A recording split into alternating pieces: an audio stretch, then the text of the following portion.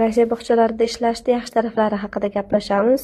Eng birinchidan menga yoqqan tarafi, ertalabdan farzandlarim o'zim bilan birgalikda ishga keladi, ishim tugaganda o'zim bilan birga uyga olib ketaman.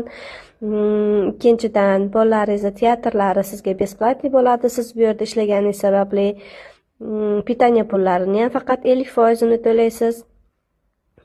Fotosessiyalariga ham 50% pul to'lanadi.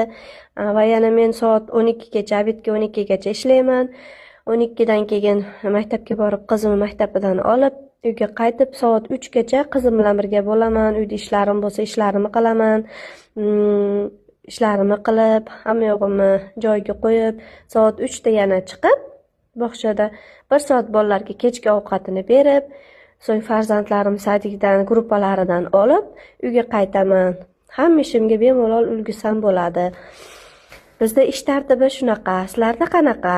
Fikringizni kutib qolaman.